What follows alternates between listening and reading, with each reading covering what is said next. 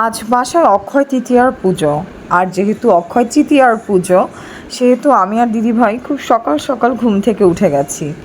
আর তোমরা দেখতে পাচ্ছ আমি সুন্দর করে চেষ্টা করেছি আলপনা দেওয়ার। আমার আলপনা দিতে আসলে খুবই ভালো লাগে, তাই আমি বিয়ের পর থেকে যখনই আসছি তখনই আর কি আমি এই দায়িত্বটা নিই আলপনা দেওয়ার। কারণ আলপনা দেওয়ার মধ্যে একটা অন্যরকম মনে হয় শান্তি থাকে।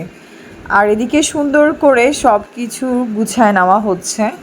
এদিকে ফলমূল রাখা আছে, ফলমূল, এদিকে বুট, চাল, কলা, সব জিনিসপত্র আগের দিনই ধুয়ে রাখা হয়েছে।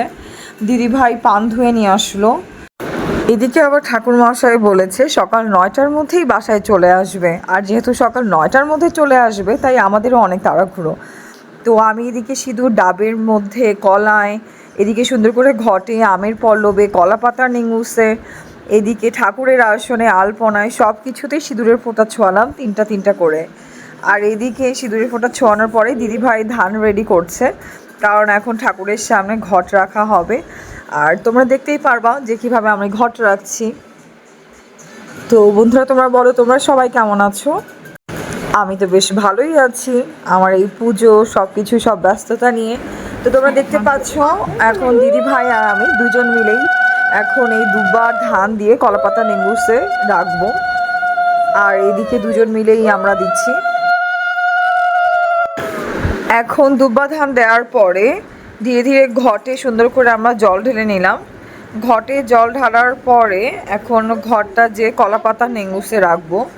আর ঘরটা এখন আমি দিদিভাই দুজন মিলে ধরলাম, দুজন মিলে ধরে ঘরটা সুন্দর করে কলাপাতা নেঙ্গুসের উপরে রাখলাম, ঘরটা বসালাম। এখন সুন্দর করে ঘরটা বসানোর পরে এখন এটার পাশে কলার ছড়িটা, যে কলার ছড়িটা ছিল সে কলার ছড়িটা সুন্দর করে রাখবো, তার পাশে ডাব রাখবো, সুন্দর করে সব কিছু এখন এখানে রেখে দিব। এটা পুষ্পসজ্জ, এটা সাজানো হচ্ছে, এটা এখন সাজানো কমপ্লিট হয়নি। এখানে ফলমূলগুলো সব ধুয়ে নিলাম, ফলমূলগুলো সুন্দর করে ধুয়ে নেওয়ার পরে ফল কাটতে হবে। এখানে আরও কিছু কলা আছে, আর এখানে সব ফলমূল, ওখানেও আরও কিছু কলা আছে, তুলসী, সব কিছু সুন্দর করে এখন সাজানো হবে।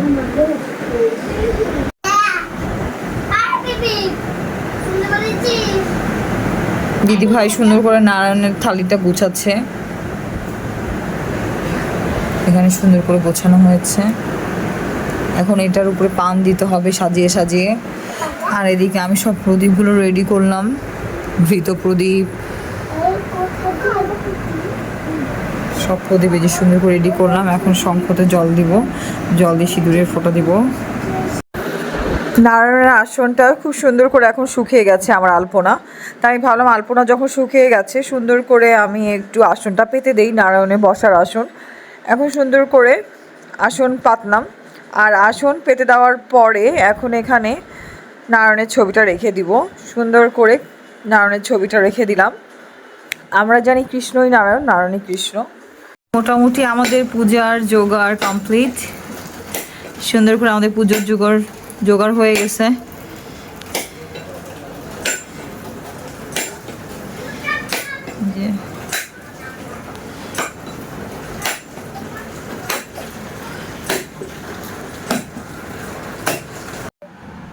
পুজোর জোগাড় যন্ত্র শেষে সুন্দর করে একটু ঘরে আসলাম। ঘরে আসার পরে ভাবলাম পায়ে একটু আলতা দিই, কারণ অনেক দিন আলতা দেওয়া হয় না। আর পুজোর মধ্যে কিন্তু আলতা করতে আমাদের বেশ ভালো লাগে। পরে রেডি হয়ে নিচে চলে যাই, আর নিচে যাওয়ার পরে দেখি জয়ন্তদা অলরেডি চলে আসছে, মানে আমাদের যে ঠাকুর মশাই।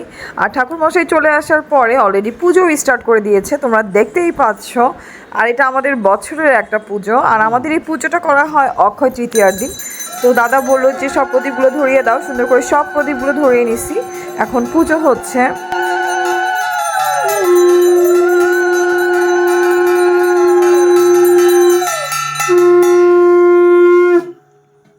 এই যে প্রদীপগুলো জ্বলছে, এই জ্বলন্ত প্রদীপগুলো দেখতে কিন্তু আমার খুব ভালো লাগে। ইতিমধ্যে আমাদের পুজো হয়েও গেছে। পুজো শেষ হয়ে যাওয়ার পরে সবাইকে পুজোর প্রসাদ বিতরণ করা হয়। প্রসাদ বিতরণ করার পরে আমরাও কিছুটা প্রসাদ খেয়ে নিই। আর প্রসাদ বিতরণ করার পরে, খাওয়ার পরে আমরা এদিকে রান্নাটা তুলে দিই, দুপুরের রান্না। তো আজকে ভাবলাম দুপুরে খিচুড়ি, আর খিচুড়ির পাশাপাশি নাবড়া হোক। তো দিদিভাই নাবড়া অলরেডি তুলে দিয়েছে, আর আমি এদিকে রান্নাঘরে করছিলাম মুগ ডালের খিচুড়ি, মুগ ডাল আর আতপ চাল। এই আতপ চাল আর মুগ ডালের খিচুড়ি প্রথমে আগে মুগ ডালটা আমি ভেজে নিয়েছিলাম আলাদা করে, তারপরে তেলের মধ্যে যখন আমি আতপ চালটা ভাজছিলাম তার মধ্যে আমি মুগ ডালটাও ছেড়ে দিই।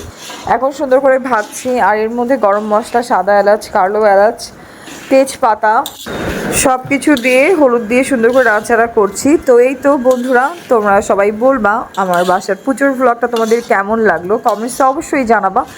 আর আজকে এতটুকু পর্যন্তই, আর বেশিক্ষণ না। সবাইকে সাথে থাকার জন্য ধন্যবাদ।